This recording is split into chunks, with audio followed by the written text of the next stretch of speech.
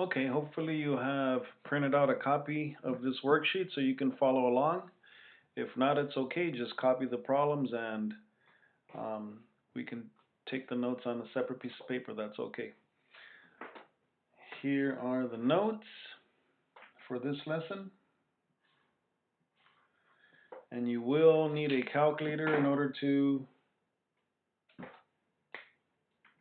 find some of these nth roots, and I'll go over that. Use your calculator. Now, what they mean by nth roots means it's not simply just going to be a square root. When you don't see a number here, it's a square, like a regular square root. But once you have any other number here, n would go here, which means you can put a different number other than a 2. It can be a square root, it can be a cubed root, right? It's an nth root. So it's not always going to be square roots. Okay? What I'd like you to do is, because there's 2 different ways I need you to learn this, so what we're going to do is we're going to fold our paper in half, this way, the long way, crease it, crease your paper, and I'm actually going to have to have 2 video lessons, one for the first type of problems and then the second one for the bottom half of the problems. Okay, so we'll do a line down the middle here.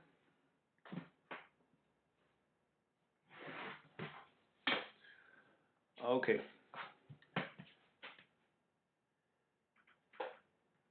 2 things are going to be happening here. We're going to get the same answer, but you're going to see how it's going to be a different approach, just slightly. Okay. Here, you're going to, on this side, this is with the calculator, and just kind of doing the work with the calculator, and I'll go over that. And this is without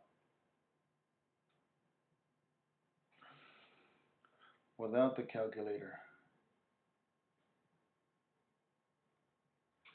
Even though you're going to use your calculator as a tool, this is the method and the work and the way that I want to see your work done, because obviously I can't see your work if you're punching in and doing everything on the calculator. So it's good to know how to get these values with the calculator, but it's also important for you to understand that this is the way we're going to go, which is the way that you're going to explain and show the same work but without the calculator. Okay, so let's start with this easy one. Number 1. Number 1 is a simple square root of 16. We all know how to use our square root and find it and access a square root, right? A square root,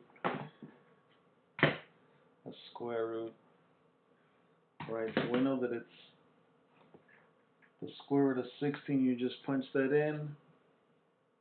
On the calculator, you just activate it. Well, the square root of 16, when you do it, you know the calculator is going to tell you it's 4.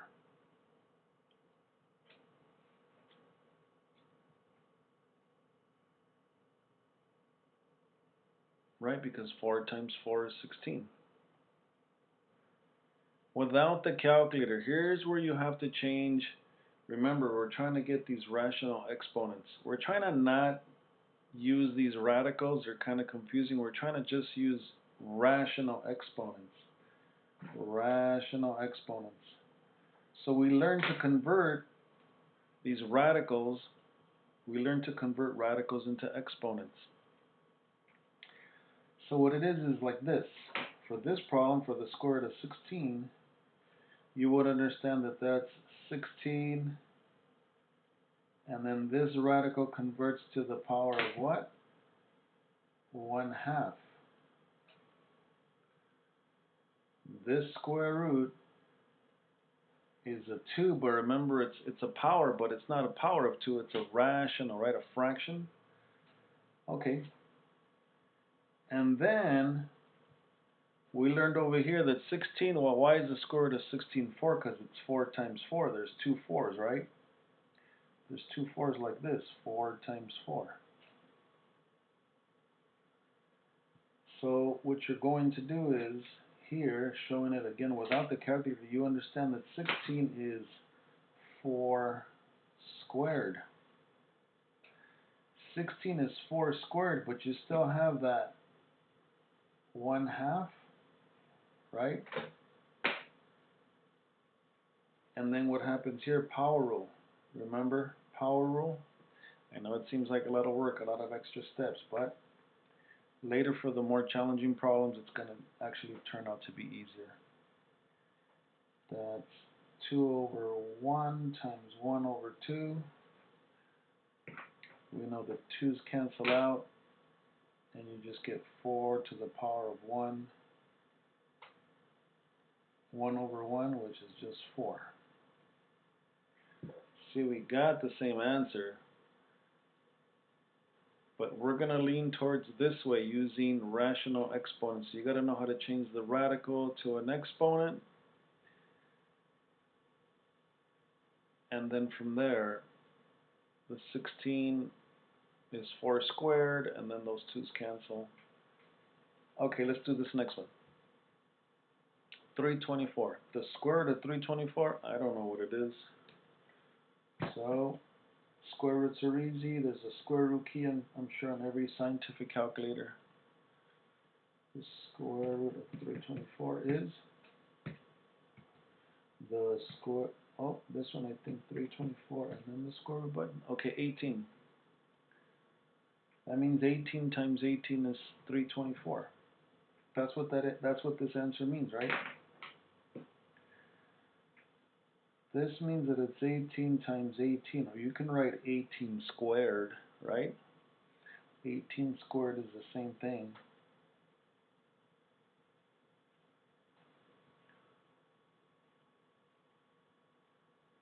So the square root of 324, the calculator told us it was 18. It's a perfect square root. Now, how are you going to use this information to do it this way? Well, somewhat similar. We're going to start with 324. You know that this square root turns into 324 to the power of, well, if it's a square root, there's a 2 here, so it's 1/2. And then I found out over here, if 18 is the answer, that means that this is 324 is what? 18 squared. 324 is 18 squared. You can check that. 18 squared, 324. So that goes here, and then the 1/2 is still outside. And then what happens here? The power rule. These two, this 2 and this 2 are going to cancel. Right, 2 over 1 times the 1 over 2. 2's cancel, you just get 1 over 1, so it's just 18.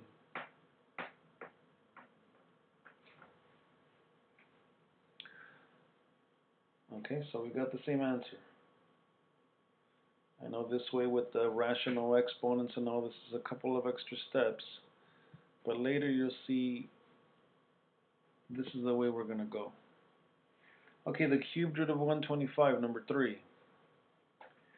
The cubed root of 125, well, the calculator tells me that it's,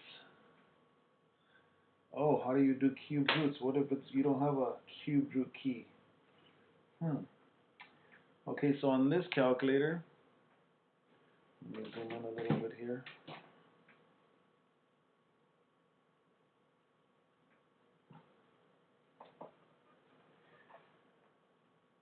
Right next to this exponent one, see it's right here where you get to pick the values for x and y. You get to pick the nth root and you get to pick the number that's inside the radical.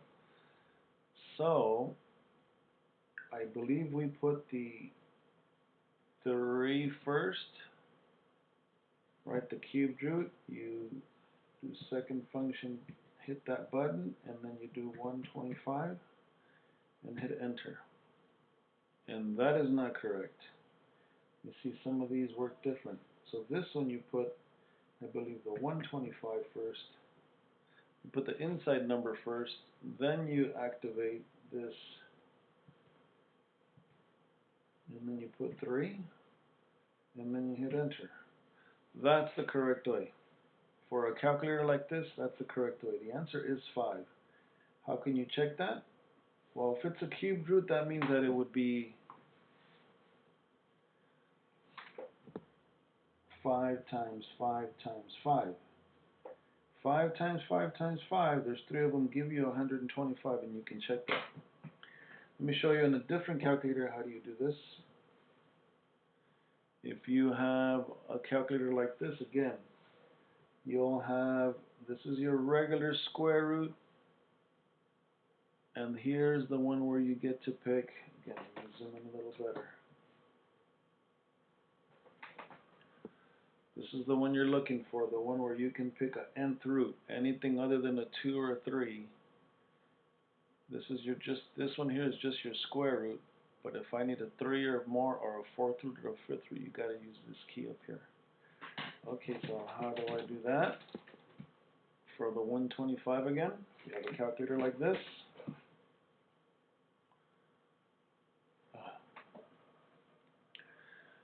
Again, some of these are different the way they operate, so I'm going to try to do the cubed root first, the 3, then activate the second function. That key, oh, there it is. See, it's telling you 3 is this cubed root that goes here, and the 125 is the number inside the radical. And when you hit enter, it should tell you 5. There it is. It does tell you the answer is 5. And you could always check it. 5 times 5 times 5 equals 125. Actually, you should have done 5 to the power of 3, like we learned last time, and that's 125. So 5 is the answer. Just doing it with the calculator, 5. Let me show you on this other calculator, on this different calculator here again, because people have different calculators and they work differently. On this calculator, the button that you're looking for to do this is, well, right here. Actually, I'm sorry, not this button. This is just a regular square root. Nope, that is not correct. It has a cubed root, and it has a square root. What if I want something other than a cubed root? Well,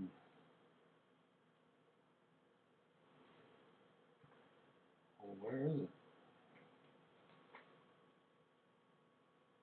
Turn it on.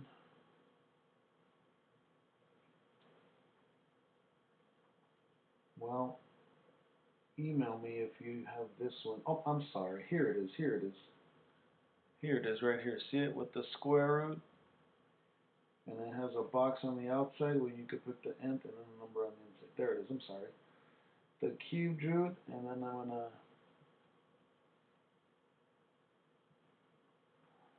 there it is, 125. When you hit enter or equals, answer's 5. Okay, so there's various the calculators, some of them the keystrokes are different. Okay, so it's 5. We knew that from over here, but to show it this way, the cubed root of 125, well, using this and converting this to a rational exponent, that would be 125 to the power of 1/3. But we know it's already 5. We know this is 5 times 5 times 5. We learned that over here. So how do you show your work for this? That would be 5 cubed, right? The 125 is 5 cubed. Your 1/3 is still out here. And see, these 3's cancel.